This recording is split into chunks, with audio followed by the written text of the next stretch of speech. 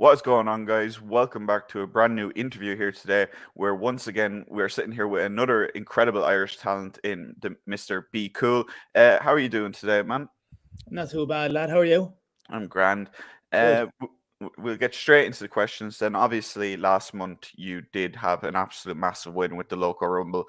Can I just get your general thoughts on that? Eliminating Jay, facing off with Joe at the end, the fans rallying around you, just a win in general. Well, eliminating Jay was more of a reaction. He tried to eliminate me first, and I was too quick for him. So that he had to come. I don't know why he's hot with me over that because he came at me, and then eliminating Joe was there's a bit of a poetic justice about it, isn't there? I think Joe is on record as of saying that he will never give me a title shot of the or shot at the OTT world title. So eliminating him to get that shot, it's nice. And just your general thoughts on the win itself. Like, obviously, it was the first Rumble for OTT, and everyone has been saying what a success it was, and so on and so forth. So, adding on to the fact that Joe was trying to keep you down, and so on and so forth, what else did it mean to you? It meant everything, especially more than probably the win itself was the crowd reaction. How they reacted to me winning was unbelievable. So that was great. The win itself was great. To be the inaugural winner it's cool. I'm not going to do it justice by saying how much I appreciate the support of the fans and what that win meant for me, but it was just an incredible night. So moving on from sticking with the Local Rumble, sorry for just a little bit here. You do have a tag team title rematch coming up soon with the Social Elite, but this time you will be teaming with Sammy D. How different is that going to be, teaming with Sammy versus teaming with Jay as your OTT tag team champions with Jay? Well, that's a good question. You see, Sam and I, we train together and we both kind of know what the other person's going to do or what they want to do. We were OTT tag team champions before and we broke into the business together. So I think we're going to click. We haven't teamed together for a long time, but I think we're going to click like, it was just yesterday. It was the last time we teamed together. Teaming with Jay was, I love teaming with Jay. I know he hates me now or whatever for some mad reason. I don't get it. I think he has a bit of a chip on his shoulder with me for some reason. And I can't, there's nothing bad I can say about teaming with Jay. I loved it. Loved every minute. Winning the tag team titles each time was such a great achievement. So it's a tough question to answer, but really I think if I'm teaming with Sam, we have something unique to offer. When I'm teaming with Jay, we have something unique to offer. So it's going to be a different draw that shows up against the Social Elite. Obviously, the draw, there has been tensions within it, but coming up, obviously, we do have Jay and Sammy. If Sammy does retain against Trent Seven in Wolverhampton, just with that trio of competitors competing for the title, obviously you're going to be facing the champion at Scrapper Mania. What are your thoughts on each, and like, is there any of the three that you would prefer? Obviously, you did say you broke into the business with Sammy, so I imagine that would be close to the top. I think it has to be Sam. My answer has to be Sam. As you said, we broke into the business together. We were in OTT together. We were the gymnasties together. We both rose up the ranks together. So I do think it would be nice for me and Sam, our story, to get to the National Stadium. He has a lot of work to do. He's defended the title against Trent. Then he has to defend it against Jay if he beats Trent. So it's a tough one to call. I don't know who I'm going to be facing at Scrapper Mania. I hope it's Sam, but I would always like to challenge Jay because I think Jay and I have had a really similar rise up the ranks as me and Sam did. So me and Jay could also be quite cool as well. Obviously, with main event in Scrapper Mania this year, you weren't there last year. You did take some time away from wrestling, and I'm just wondering what drew you back to wrestling, and like, has it been something that you've been happy with the decision since? Absolutely, I'm happy with the decision. When you see what I got to achieve since coming back, it was great. We weren't going to come back. That's the thing. We had moved abroad, myself and my partner, and we had plans to stay abroad for 2.5, 3 years, calling it out there, see how it goes. So I was missing wrestling, but I was content with the decision we had made. And we came home for Christmas, and and then just the way it unfolded, we couldn't go back over. We could go back over, but it was a bit of a mess.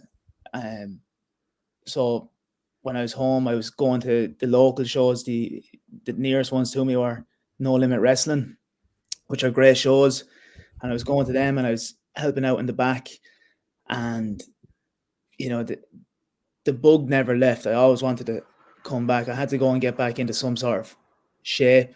I wasn't in great shape. I had to do a bit of a rehab on my shoulder as well. And then things just started falling into place, and I came back. Obviously, you did say like you moved abroad briefly, but in 2024, your career is one that hasn't had many matches outside Ireland. So I'm just wondering, in 2024, are there plans, is there aspirations for you to wrestle in the UK, across Europe, so on and so forth?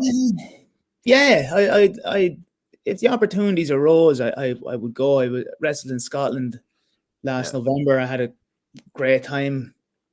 And anytime I've gone abroad, I've enjoyed it.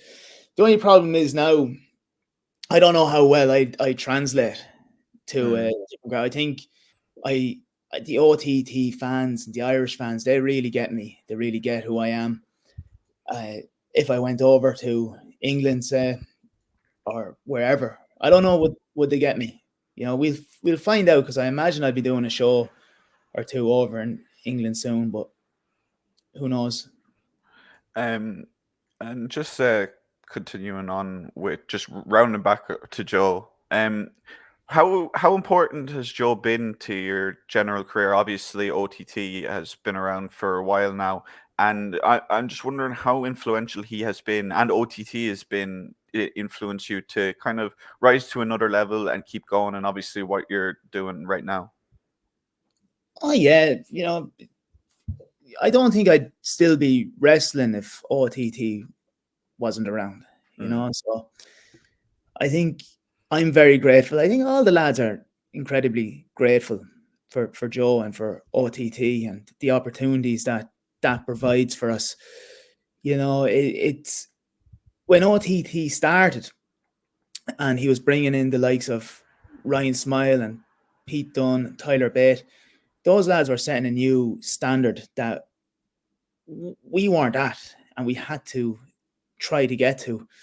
And now we have the Irish lads who are the standard, and I think that's because of OTT. OTT has made Irish wrestlers step up their standard. And just continuing on a little with Joe, he was on the OTT podcast, and he did say that the School of Irish Wrestling is is one of the best in Europe. And I'm just wondering, do you agree with that sentiment from Joe? Yeah. Whenever I've been down, I go to Paddy Morrow's classes sometimes, and they are fantastic. And it's hard to argue with it when you see the talent that come out of it, and when you see guys traveling from all over to train at that school. And it helps lads, even lads who've been training for a while, like myself. It helped me find an extra gear to go into. And when you're learning off lads like Paddy, Maxer, you're going to learn something. I've been wrestling 16, 17 years, and those lads will still, every time I go down, will show me something new. And just to kind of keep with the younger talent in Ireland, is there anyone for you that's caught your eye? Just someone who you've been keeping an eye on OTT shows? I know the other shows in Ireland, like, obviously. I think right now in Ireland is the deepest the talent pool has ever been. I think the lads coming up are where they are right now are miles and miles ahead of where, say, I would have been at that stage. Guys that come to mind are Martin Steers, Fabio.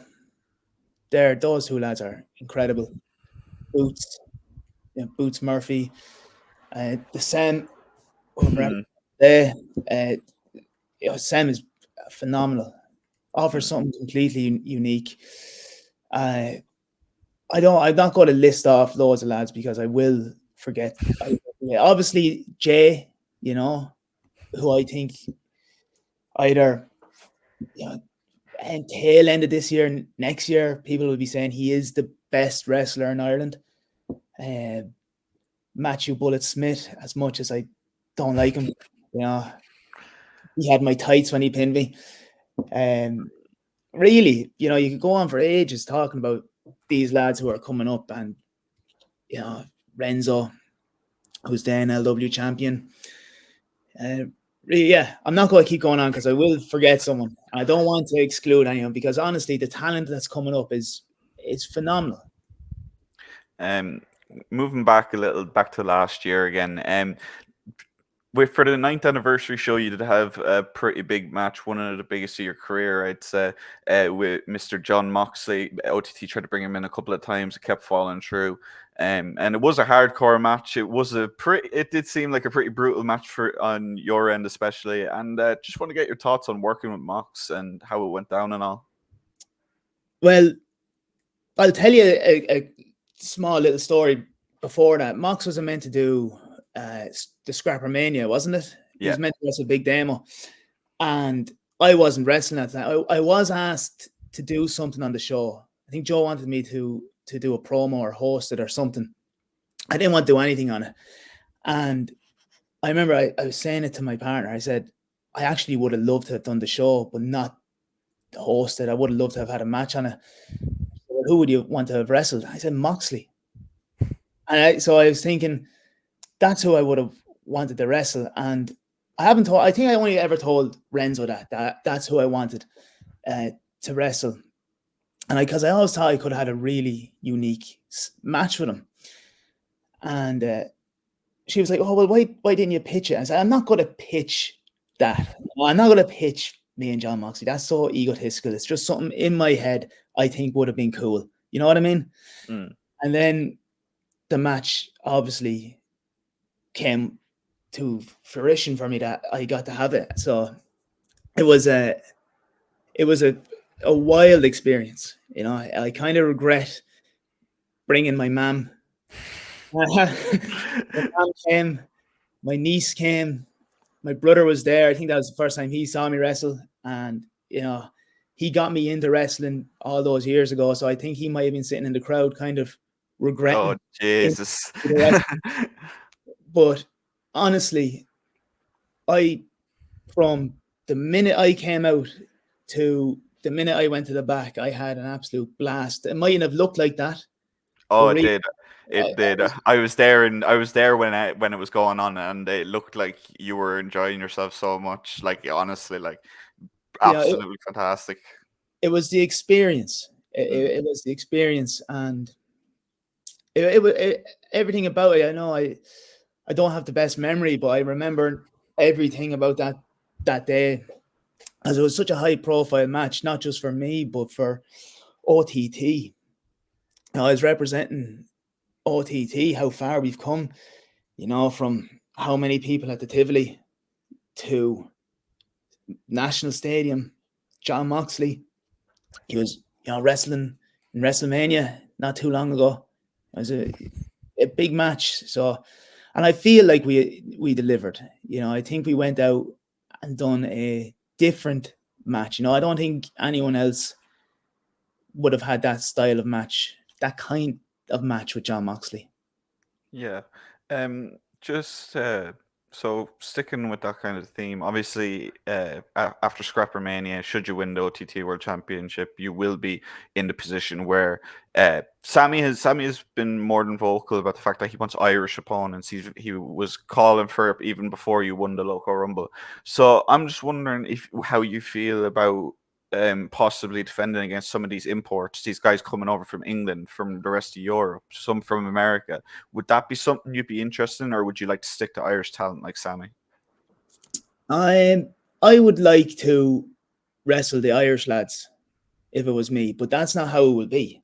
You know, if I win the OTT World Title, Joe is going to try and find the lad who can take that title off me as quick as possible. You know, so I don't think I'd have much say in who I'm going to be wrestling. I would like it to be some of the guys who are training in Ireland, you know, not just the Irish lads, the lads who come over to train. I'd like to give them a shot as well, but that's all ifs and maybes. You know, it's a long way away. I'm not even thinking that far. Yeah. Spot with that one.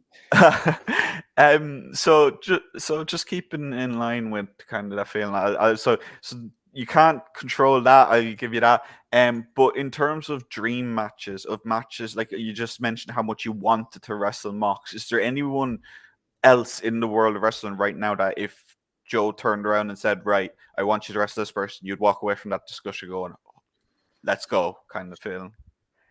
Oh, and anyone. Anyone. It's hard to say to look away from the likes of Goldust.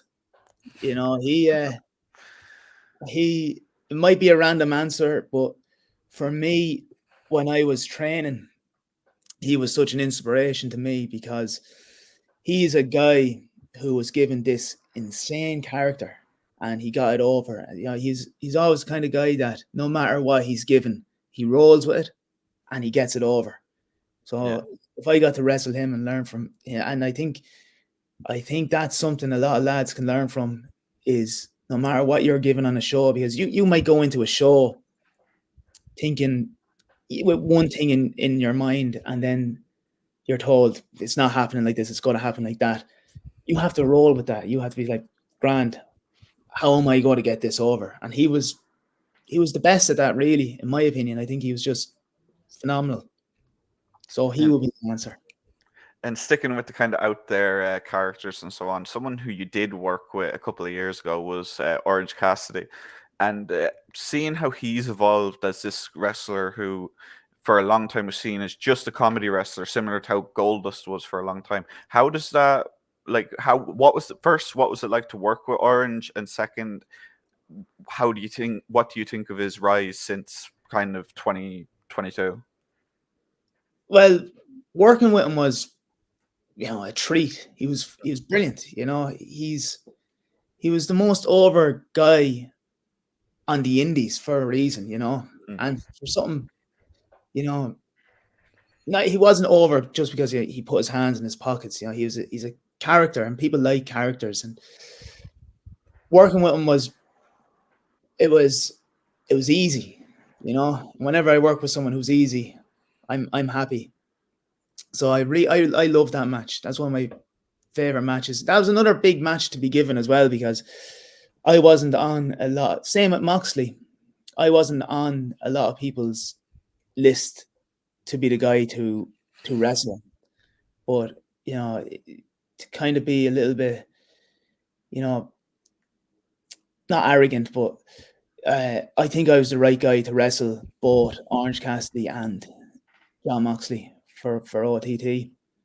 And obviously seeing him go on and what he's done in AEW is brilliant. You know, I know he has lads that criticize him for whatever mad reason, but whatever reason is their own. You know, wrestling is subjective. But, you know, I'm not surprised how well he's doing.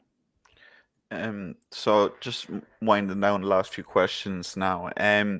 Obviously at the second night of Gaff Party in Dublin, you are going to be wrestling Big Damo in a singles match, and I'm just wondering for you personally, like, how are you preparing for that match for someone of Damo's size and so on beforehand?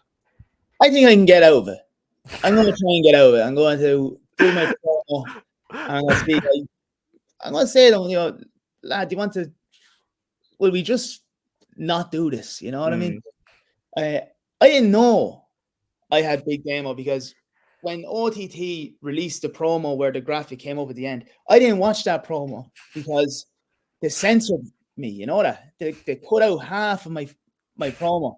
So I was like, I'm not watching me being censored. And then my partner goes to me, you're wrestling Big Damo. I was like, what? I said, yeah, it's on the end of that video. So, I really lost out on a lot of training for that because I didn't until the other day. So I am going to be like, will we just, do you want to just go for a pint?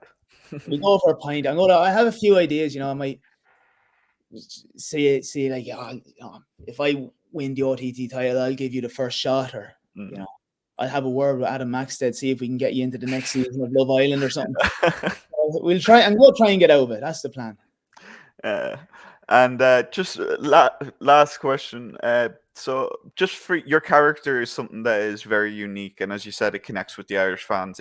For me personally, I find it to be one of the most Irish of gimmicks. Like, whatever about Becky Lynch, whatever about Sheamus, whatever about Finn Balor, I personally think your gimmick is the most Irish possible. The way you talk, the way you act. And I'm just wondering, is there a direct inspiration to that, or are you just going off just people that you've met in real life and so on? Some of it is people I've met in real life, lads I live with, lads from Kildare town. Hup, Hup. Yeah. Hup came from one of the lads' dads. Whenever he'd say something, it was like a tick he had, I suppose. I don't know what, because if he wasn't saying it after a joke, he'd say it like, well, fucking football's on there, lads.